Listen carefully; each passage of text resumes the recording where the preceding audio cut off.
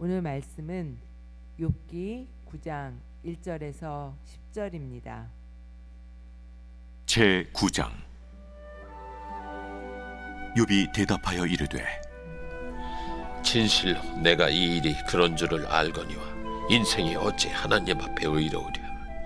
사람이 하나님께 변론하기를 좋아할지라도 천마디 한마디도 대답하지 못하리라. 그는 마음이 지혜로우시고 힘이 강하시니 그를 거슬러 스스로 완악하게 행하고도 형통할 자가 누구이랴. 그가 진노하심으로 산을 무너뜨리시며 옮기실지라도 산이 깨닫지 못하며 그가 땅을 그 자리에서 움직이시니 그 기둥들이 흔들리도다. 그가 해를 명령하여 뜨지 못하게 하시며 별들을 가두시도다. 그가 홀로 하늘을 펴시며 바다 물결을 밟으시며 북두성과 삼성과 묘성과 남방의 밀실을 만드셨으며 측량할 수 없는 큰 일을 셀 수 없는 기이한 일을 행하시느니라. 아멘. 오늘 이 본문에서 욥은 자기의 상황을 빗대어 억울한 일을 당했음에도 불구하고 법정에 나가 그것에 대해 호소할 수 없는 상황과도 같다고 토로하고 있습니다. 여기서 우리는 욥이 하나님에 대한 바른 지식을 갖고 있다는 사실에 주목할 필요가 있습니다. 그러나 문제는 그 지식이 이 욥을 더 큰 절망으로 몰아가고 있다는 데 있습니다.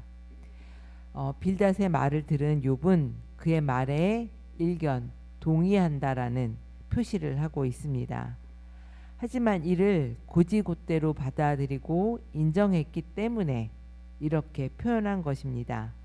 그러니까 욥은 사람이 하나님 앞에서 의로울 수 없다고 말하는데 이는 자기가 죄인이라고 인정한다는 뜻이라기보다는 법정에서 의인으로 인정받을 수가 없다라는 뜻이라고 보는 것이 더 자연스럽습니다.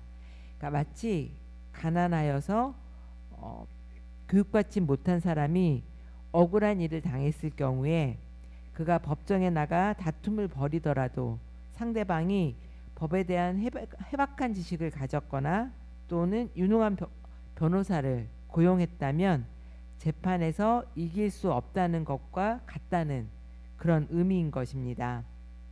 즉 하나님의 능력에 대한 찬양이라기보다 자신이 아무리 억울해도 하나님과 법정에서 논쟁을 벌인다면 어떻게 자신이 하나님의 지혜와 능력을 이길 수 있겠냐는 그런 탄식인 것입니다.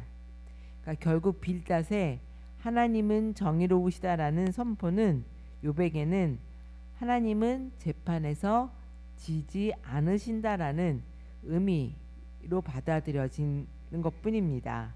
그러니까 욥은 이 하나님의 정의로우심이 자신에게 오히려 절망으로 다가오는 이 역설을 경험하고 있는 것입니다.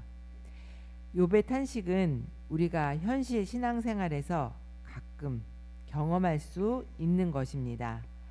하나님은 살아계시고 나를 도와주시고 나의 억울함을 풀어주신다고 믿고 있지만 그럼에도 내 눈앞에서는 전혀 다른 현실이 펼쳐질 때가 있습니다.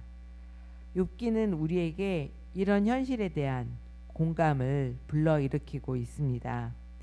욥의 말은 마치 왕이나 귀족과 같이 강력한 힘을 가진 높은 사람에게 억울한 일을 당한 평범하고 힘없는 사람의 탄식처럼 들립니다.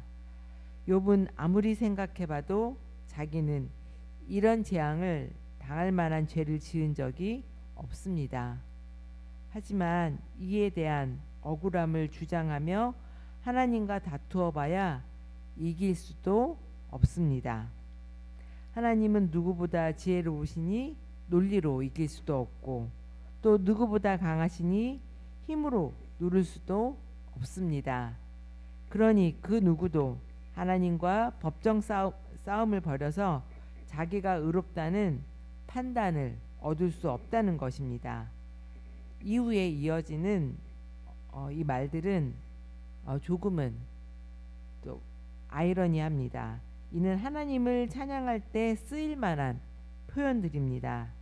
욥은 산을 의인화하여서 하나님은 산이 미처 깨달을 새가 없이 순식간에 산을 무너뜨리고 옮길 능력을 가지셨다고 말합니다. 또 하나님은 1월 성신도 모두 만드셨고 그것들을 모두 운행하고 계신다라고 합니다. 게다가 사람의 눈으로 볼 수 없고 가늠해 볼 수도 없는 모든 기이한 일을 행하시기에 어떤 방법으로도 하나님을 이기거나 설득하여 마음을 바꾸시게 하기에는 불가능하다라고 말합니다.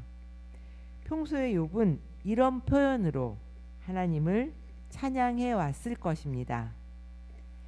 그런데 그 하나님이 자기의 대적이 되시자 이 찬양의 내용은 오히려 욥에게 크나큰 절망으로 다가오게 되는 것입니다. 욥기가 대부분 그렇지만 오늘 본문에서는 이 가슴에 돌 하나를 올려놓은 듯한 그런 무거움이 느껴집니다. 이것이야말로 심령의 깊은 곳으로부터 나오는 절망이 아닐까 싶습니다. 하지만 우리는 이 욥기의 결말을 알고 있습니다. 우리 가슴 속에서 욥이 경험한 것과 같은 무거운 탄식이 나올 때라도 또 욥은 하나님을 여전히 떠나지 않았음을 기억하면서 우리 주위에 아파하는 사람들과 공감하고 격려하는 삶을 우리는 살아야 합니다. 우리는 어쩌면 평생 이해할 수 없는 하나님과 하나님의 역사 가운데서 살아야 하기도 합니다. 때로는 힘들고 고통스럽고 억울할 수도 있습니다. 하지만 하나님의 사람들은 그 시간에도 하나님을 신뢰하며 믿음으로 자신의 삶을 살아갑니다. 하나님을 믿고 의지하며 오늘 하루도 여전히 승리하시는 우리 성도님들이 되시기를 소망합니다. 하나님, 오늘도 새벽에 주님의 말씀을 통하여 하나님이 얼마나 크시고 놀라우신 분이신지를 깨닫게 하시니 감사드립니다.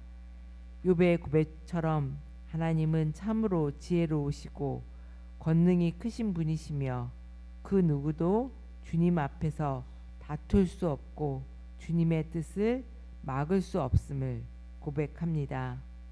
주님, 산을 옮기시고 땅을 흔드시며 해와 별들을 다스리시고 홀로 하늘을 펴시며 바다의 물결 위를 걸으시는 전능하신 하나님을 저희들이 바라보게 하여 주시옵소서. 우리가 이해할 수 없는 일들과 고난 가운데 있을지라도 하나님께서는 모든 것을 주관하시는 분이심을 믿게 하시고 우리의 작은 생각과 염려보다 크신 하나님의 섭리를 신뢰하게 하여 주시옵소서. 때로는 우리의 삶 속에서 하나님의 뜻을 다 이해하지 못하여 낙심하고 원망할 때가 있습니다. 그러나 헤아릴 수 없는 큰일과 셀 수 없는 기이한 일을 행하시는 하나님께서 지금도 우리 가운데 역사하고 계심을 믿음으로 바라보게 하여 주시옵소서. 우리의 연약한 손을 붙들어 주시고 하나님 앞에 더욱 겸손한 마음을 허락하여 주옵소서. 우리의 지혜와 능력을 의지하지 않게 하시고 오직 전능하신 하나님만 의지하며 살아가게 하옵소서. 오늘 하루의 모든 걸음을 주님께 맡겨드리오니 우리의 가정과 교회와 일터를 지켜주시고 우리가 만나는 사람들에게 하나님의 사랑과 은혜를 전하는 복된 통로가 되게 하여 주시옵소서. 우리가 보지 못하는 곳에서도 일하시는 하나님, 우리의 모든 삶을 선하게 인도하여 주시고 어떤 상황 속에서도 하나님의 크신 능력과 신실하심을 찬양하게 하여 주시옵소서. 안식 여정 속에 계시는 담임 목사님께 심의 은혜를 주시어 이 안식 여정 후 영육간에 강건하여져서 더욱 힘있는 그런 힘있게 이 교회를 이끌어 가시는 목사님이 되게 하여 주시옵소서. 예수님의 이름으로 기도드립니다. 아멘.